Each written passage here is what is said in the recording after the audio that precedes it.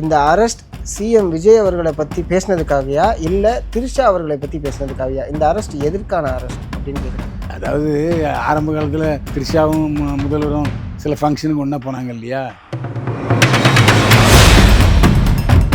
கலைஞர் இருக்கிற பட்டு பயங்கரமான ஆள். அவர் எடுத்த படங்கள்லாம் பார்த்தீங்கன்னா எல்லா படத்துலையுமே பெண் கற்பழிக்கப்பட்டவளாக தான் இருப்பாள். நிர்மலா சீதாராமனை பற்றியுமே உதயநிதி அவர்கள் விமர்சித்ததா ஒரு தகவல். ஆமாம், நாங்கள் யார் சொத்தை கேட்குறோம், உங்கள் அப்பையும் சொத்து வீட்டு சொத்தையாக கேட்குறோம் அப்படின்னு ஒரு வார்த்தை சொன்னோம். உதயநிதி அவர்களை கைது பண்ணும்போது ஸ்டாலின் அவர்கள் ரியாக்ஷன் என்னவா? அந்த வீடியோவை பார்க்கும்போது நிவேதா பெத்ராஜ் வந்து ஒரு எக்ஸில் வந்து ஒரு இது ட்வீட் போட்டிருக்காங்க. என்ன அப்படின்னா, இங்கே ஒரு மாதிரி பேசுறது, அங்கே ஒரு மாதிரி பேசுறது, இப்படி வாழ்றதை விட சாவறதே மேல் அப்படின்னு போட்டிருக்காங்க. 2 வருடங்களுக்கு முன்னால் நிவேதா பெத்ராஜையும் மாண்புமிகு முன்னாள் துணை முதல்வரும் இப்போதைய இயற்கைத் தலைவருமான உதயநிதி ஸ்டாலினை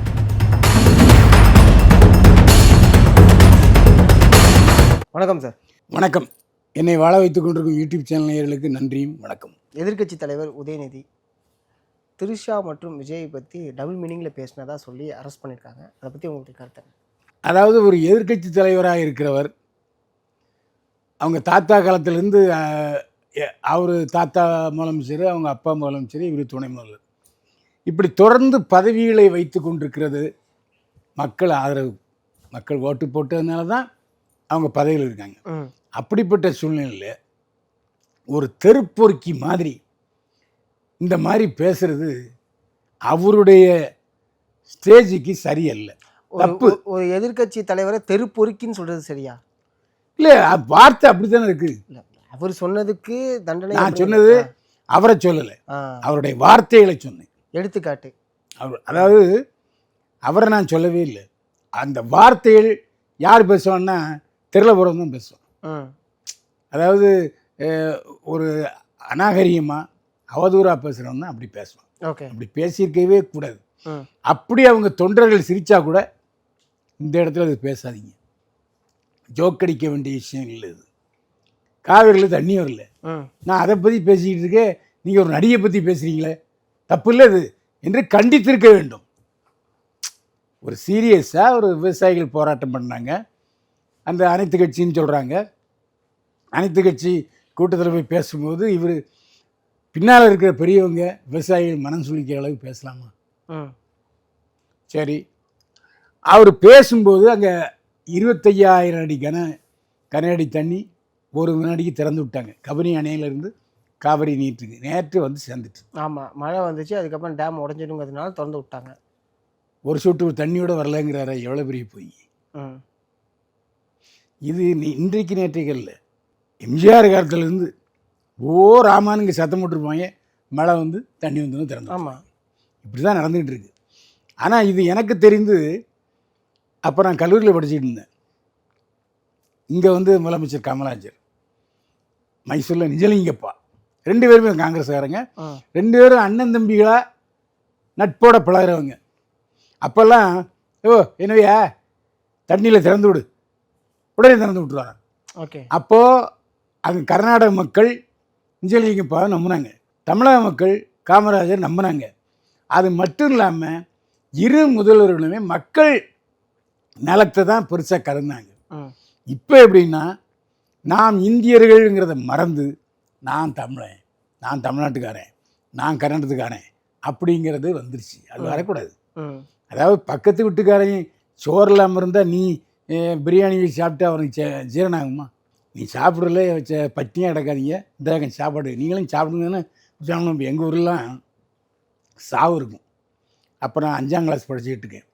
அப்போ அந்த சாவு வீடுகளில் சமைக்கவே மாட்டாங்க, பக்கத்து வீடுகள்லாம் காப்பி தண்ணி போட்டு கொடுப்பாங்க. ஆமாம் ஆமாம், சாப்பாடெல்லாம் செஞ்சு கொடுப்பாங்க. அது அந்த காலம். இல்லை, இப்பயுமே அப்படியா? இல்லை, இப்போ சென்னையில் எங்கே யார் கொடுக்குறா? சென்னையில் தரதில்லை, கிராமங்களில் இருக்குது. அதான் சொல்கிறேன்ல, கிராமங்களில் தான் அந்த கலாச்சாரம் இன்னும் உயிரோடு இருக்குது. சென்னையில் அது கிடையவே கிடையாது. பக்கத்து வீட்டில் எவன் இருக்கான்னு கூட இங்கே ஃப்ளாட்டில் இருக்குன்னு தெரியாது. கேட்டால் அதுக்கு காரணம் ஏங்க அப்படி 2 பேரும் சந்தோஷமாக இருக்க, சந்தோஷமாக இல்லாமல் இருக்கீங்க? ஒரு நட்போட சிரித்து பேசுனா மறுநாளே காப்பி தூள் கொடுங்க, சர்க்கரை கொடுங்கன்னு கடன் கேட்க வந்துடுவாங்க. அதை அவாய்ட் பண்ணுறது அப்படின்னு சொல்கிறது பெட்ரு அப்படின்னு சொல்கிறாங்க. இப்படி பார்க்கும்போது இது சரியாக இருக்குது. ஓகே, அதை விட்டுருவோம். அது வீட்டு பிரச்சனை, 1008 பிரச்சனை. இப்போ இந்த இதுக்குள்ளே வரலாம் நம்ம. ஆமாம் தான். அது மட்டும் இல்லை, அவருடைய தாத்தா கலைஞர் இருக்கிற பட்டு பயங்கரமான ஆள்.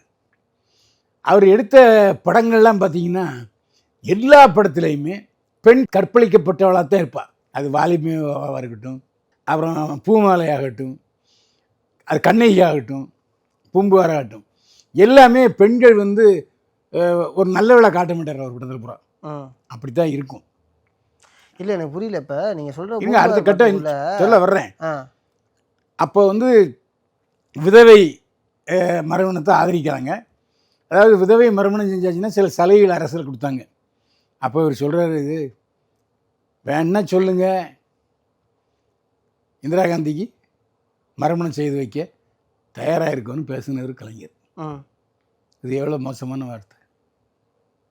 அதே வாய் தான் நேர்மகளே நிலையான ஆட்சி தருக்குன்னு சொன்னவர். அது நாரவாய். இது இல்லை, இடையில ஒரு வார்த்தை சொன்னீங்களே, இப்போ கலைஞர் அவர்கள் பெண்களை வந்து நல்ல விதமாகவே காட்டினது இல்லைன்னு சொன்னீங்களே. படங்கள் அப்படி தான். அவர் படங்கள் எல்லா படங்களும் பாருங்கள், பழைய படங்கள். இப்போ பூம்புகார் படத்தை உதாரணத்துக்கு சொன்னீங்க. ஆமாம், பூம்புகார்லாம் என்னது? இல்லை, பூம்புகார் படத்தை உதாரணத்துக்கு சொன்னீங்க. அது ஒரு புராண கதை. இருங்க புராண கதையான அதை வச்சு தான் கதை எழுதப்படுது. அதில் மாதவி வந்து அமைதியாக இருந்ததுனால தானே கண்ணகி அமைதியாக இருந்ததுனால மாதவி உள்ள வந்தா. கண்ணகி ஒழுங்காக கோவலன்ட்டு. இது கலைஞரோட கதையா புராண கதையா? புராண கதையை எடுத்து கலைஞர் கதை வசனம் பண்ணாரா? ஆமாம். அப்புறம் அது யாரோட கதை? இல்லை, நான் சொல்கிறது பூம்புகார் மட்டுமல்ல, அதுக்கு முன்னால் உள்ள கதைகள் பூராமே எடுத்துக்காட்டுங்கிறது கரெக்டாக இருக்கணும். அடுத்து வந்து இப்போ நீங்கள் இது சொன்னீங்க, இந்திரா காந்தி அவர்களை வந்து சொன்ன விஷயம். அதே அரசியல் பார்வையும் அரசியல் இதுவும் மாறி மாறி வந்துக்கிட்டு தான் இருக்குது. அடுத்து இன்னொரு விஷயம் என்னென்னா, நிவேதா பெத்ராஜ் வந்து ஒரு எக்ஸில் வந்து ஒரு இது ட்வீட் போட்டிருக்காங்க. என்ன அப்படின்னா, அது ஒப்பிட்டு பேசுகிறாங்க. அவங்க எதுக்காக போட்டாங்கங்கிறது அவங்களுக்கு தான் தெரியும்னு வச்சுங்களேன். என்ன அப்படின்னா, இங்கே ஒரு மாதிரி பேசுறது, அங்கே ஒரு மாதிரி பேசுறது, இப்படி வாழ்கிறத விட சாவுறதே மேல் அப்படின்னு போட்டிருக்காங்க. இதை நீங்கள் எப்படி பார்க்குறீங்க? இது அவங்க யாரை குறிப்பிட்டாங்கன்னு தெரியாது. ஆனால் ஒரு 2 வருடங்களுக்கு முன்னால் நிவேதா பெத்ராஜையும் மாண்புமிகு முன்னாள் துணை முதல்வரும் இப்போதைய இயற்கை தலைவருமான உதயநிதி ஸ்டாலினை இணைத்து கிசுகிசு வந்தது. இவர் வந்து நிவேதா பெத்ராஜிக்கு பங்களா வாங்கி கொடுத்துருக்காருலாம் அவன் கிசுகிசு வந்தது. அதை வந்து நிவேதா பெத்ராஜ் மறுத்தார். அப்போ அது பொய் தானே? அது கிசுகிசு பொய். அப்போ அவங்க திருக்குறளுக்கு ஒரு கதை, ஒரு வியாக்கியானம் சொன்னால் அதையும் மற்றவங்களோட கம்பேர் பண்ணணும். அதுதான் சார் தெரியல. அதை தான் நானுமே கேட்குறேன். அப்போ பொய் ஆயிடுச்சு இல்லை? பொய்யாகும்போது இந்த திருக்குறள் வந்த விதத்துக்கு எடுத்து பார்த்தீங்களா, இங்கே வந்து இது நடக்குது, இதுக்கு பதிலடி கொடுக்குற விதமாக இவங்க மறைமுகமாக திருக்குறள் முடிச்சு போடுறது. இது தப்பு தானே? தப்புன்னு சொல்ல முடியாது. அது வந்து அந்த கோணம் தப்பு இல்லையா? ஏன்னா இப்போ அரெஸ்ட் பண்ணியிருக்காங்க ஒரு காரணத்துக்காக. இப்போ இதை நீங்கள் தப்பு இல்லைன்னு சொல்ல முடியாதுங்கிற ஒரு விஷயம் இருக்குது. இல்லை, 2 விஷயம் இல்லை. தப்பு இல்லைன்னு எதை சொல்ல முடியும்? திருக்குறளை தப்புன்னு இல்லைன்னு சொல்ல முடியுமா? அவங்க போட்டது நான் கேட்குறேன். அவங்க போட்டது அதுக்கு வந்து மக்கள் எல்லாம் ஒரு விஷயம் சொல்றாங்கல்ல, இங்க வந்து அதாவது அது போட்டது தப்பு இல்லை, மக்கள் ஏதாவது கருத்து சொல்றாங்கல்ல, அதுதான் தப்பு. ஆமா, இப்படி சேர்த்து வச்சு பேசுறது தப்பு. என்னன்னு தெரியாம அந்த விஷயத்த வந்து ஒப்பிட்டு பேசுறது தப்பு தான். ஆமா. நயினார் நாகேந்திரனை ஏன் அரெஸ்ட் பண்ணலங்கிற ஒரு கேள்வி இதுக்கு முன்னாடி அவங்களும் பேசினாங்களே. இல்லை, அவர் உடனே மன்னிப்பு, அடுத்த நாளே மன்னிப்பு கேட்டார். நான் அப்படி பேசலை, அப்படி தவறாக பேசினா மன்னிச்சிங்க, வருத்தத்தை தெரிவிக்கிறேன்னு சொல்லிட்டார். ஓகே, இங்கே மன்னிப்பு கேட்க கூட நேரம் கொடுக்காத அளவுக்கு அரெஸ்ட் பண்ணியிருக்காங்க அப்படிங்கிற ஒரு பார்வை ஒன்று வருது. இல்லை, அவர் வந்து விளையாட்டாக பேசினாலும் வினையாட்டா எங்கேயுமே அவர் திருஷாங்கிற வார்த்தையை பயன்படுத்தவே இல்லையே சார். ஏங்க அவன் கத்துறான்ல அந்த பேர் சொல்லி. சார், ஒரு மாநாட்டிலையும் கோடிக்கணக்கான பேர் கத்திக்கிட்டு இருப்பான். அந்த மூலையில ஒருத்தன் பார்த்தீங்கன்னு வச்சுங்க, இல்லை சுமதின்னு இருப்பான். இல்லை, அவர் பேசுறதுக்கு அவங்க பதில் சொல்கிறாங்க. இவங்க கத்துனதுக்காக தான் அந்த பதில் வந்து சொல்லியிருக்காங்க. ஆமாம், அதனால் ஒருவேளை தொண்டர்களால் உதயநிதி கைது செய்யப்பட்டாரா என்ற கோணத்தில் பார்த்தாலும் அதுவும் சரிதான்.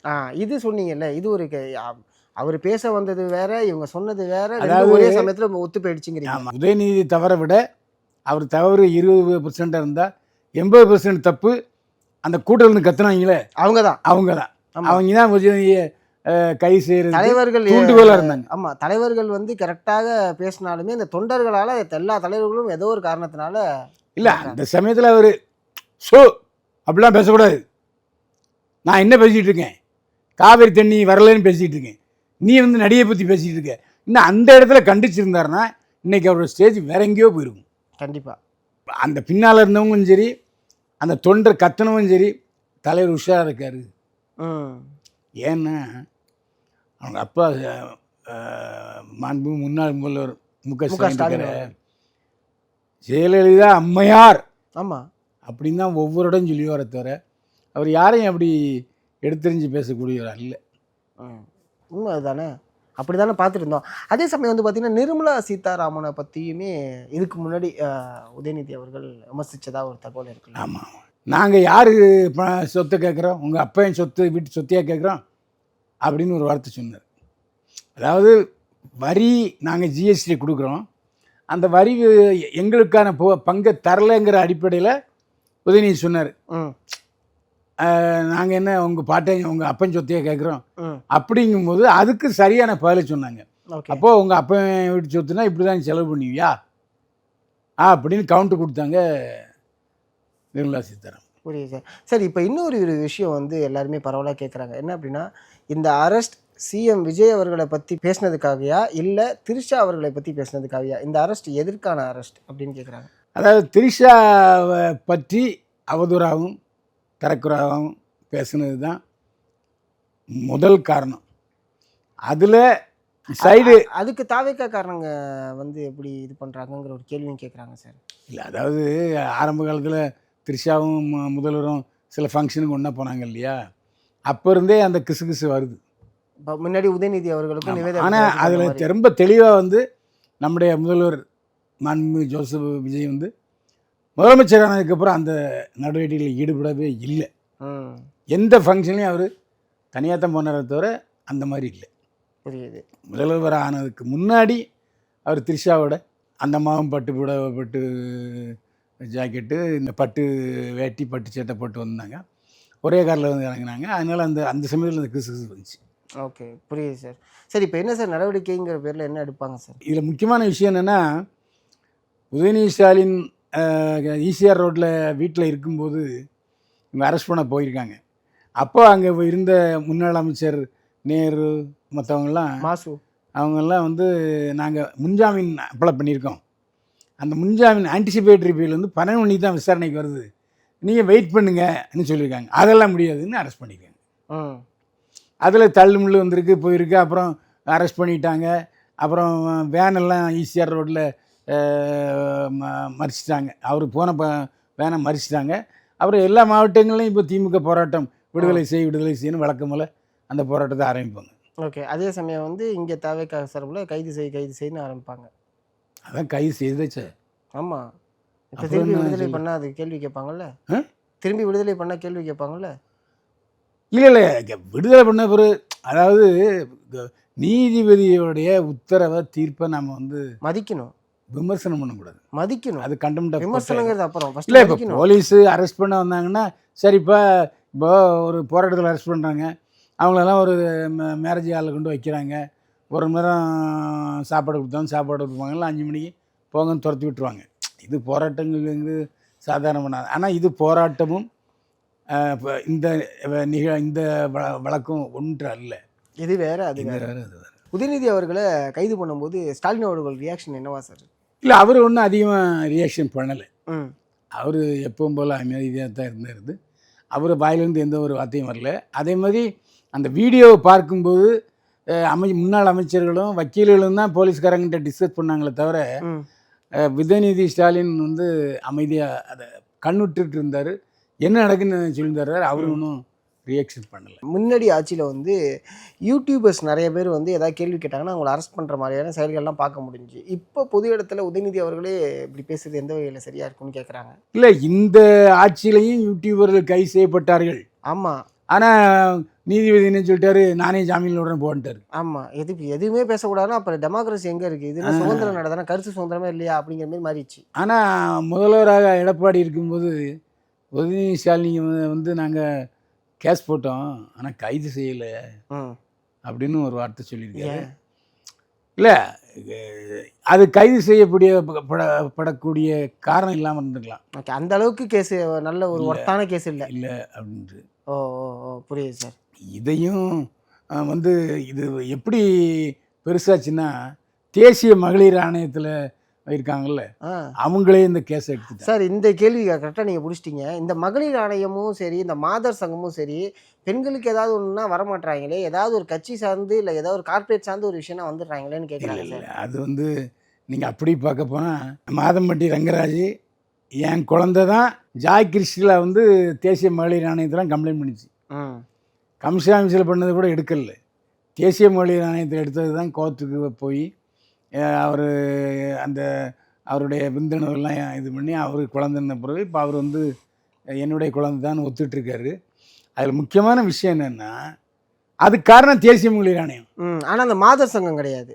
மாதர் சங்கமும் உள்ளடக்கியது தான். ஓகே, ஏன்னா இதெல்லாம் கேட்குறாங்க சார். இல்லை, இவங்கெல்லாம் எங்கே போகிறாங்க, எங்கே வராங்கன்னு. சில நேரங்களில் மாதர் சங்கத்துடைய கவனத்துக்கு போச்சுன்னா அவங்க செயல்படத்தான் செய்கிறாங்க. ஏன்னா சிலர் வந்து அந்த மகளிர் சங்கம் எல்லாமே கம்யூனிஸ்ட் பேஸ், அவங்க தீவிரமாக இருப்பாங்க. ஓகே சார், ஓகே, புரியுது சார். ரொம்ப நன்றி சார், உங்கள் நேரத்துக்கு நன்றி சார். மீண்டும் சந்திப்போம். வாழ்க வளமுடன்.